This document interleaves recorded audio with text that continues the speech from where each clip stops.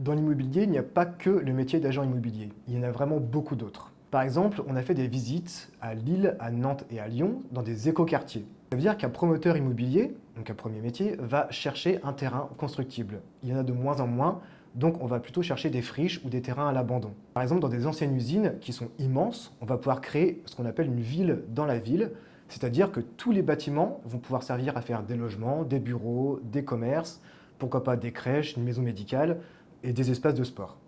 Il y a une chose qui se dit beaucoup dans l'immobilier en ce moment, c'est le déjà là. Ça veut dire que quand on va construire ou réhabiliter un endroit, cet endroit ne va pas avoir la même fonction toute sa vie. Peut-être qu'à l'heure actuelle, ce sera des logements, mais plus tard, ça pourrait être des bureaux, une salle de réception, des commerces. Donc il faut penser bien en amont de la construction ou de la réhabilitation à quoi pourront servir ces lieux.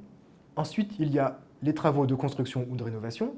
Et là, on va décider si on va vendre ou louer tous ces logements. C'est là que, enfin, le métier d'agent immobilier entre en compte. Si jamais l'entreprise décide de louer les logements, là, il va avoir encore un autre métier qui va être l'asset ou le property manager.